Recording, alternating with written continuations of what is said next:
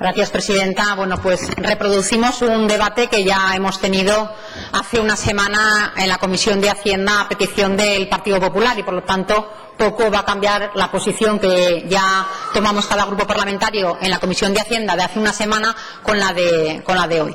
Y, por lo tanto, la posición del Partido Aragonés sigue siendo exactamente la misma que la que dijimos hace una semana.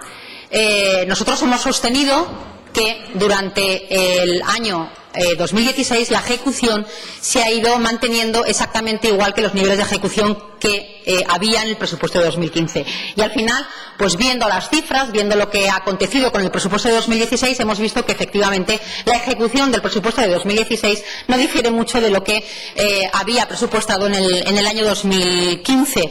Y lo que es evidente es que, por mucho que ustedes vendan que se ha ejecutado a un nivel elevadísimo el presupuesto de 2016, no significa que se haya ejecutado con los objetivos que se plantearon en un inicio. Porque lo que sí que es evidente es que ustedes han gastado más que lo que tenían. Pero gastar más de lo que tenían no significa que la ejecución, por haber sido elevada, sea la correcta en proporción a los objetivos que ustedes nos vendieron. Porque que se ha gastado más de lo que había es evidente y eso lo vamos a saber por la acumulación del incumplimiento del objetivo de déficit en el año 2016. Pero que se lo hayan gastado en lo que ustedes nos vendieron, eso ya es otra cosa.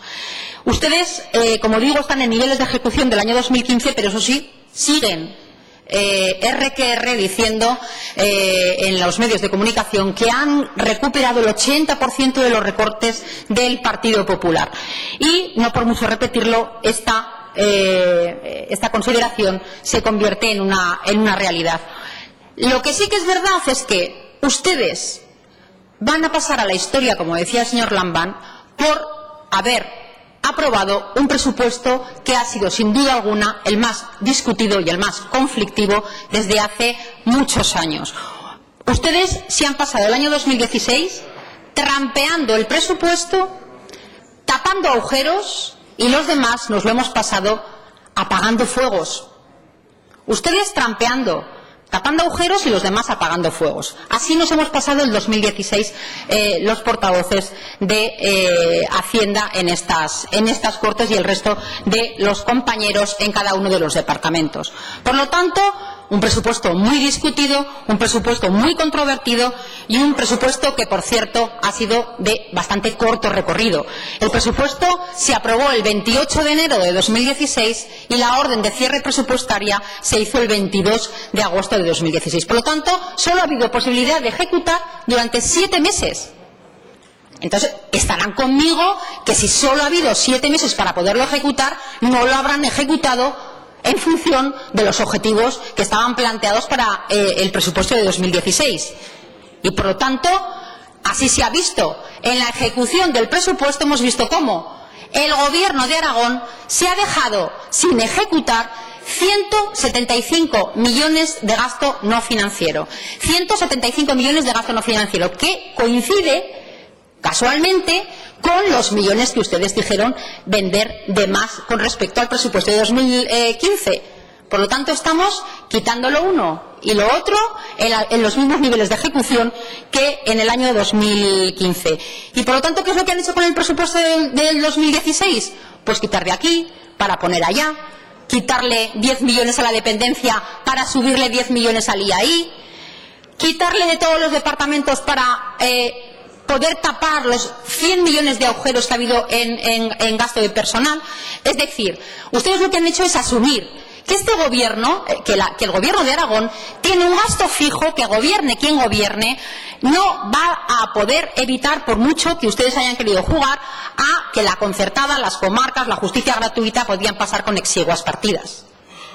Y asumir también que gobierne quien gobierne, este gobierno tiene un problema estructural que se llama salud, que ustedes, que tanto criticaron en la oposición, no han sabido solucionar cuando una vez han llegado al gobierno.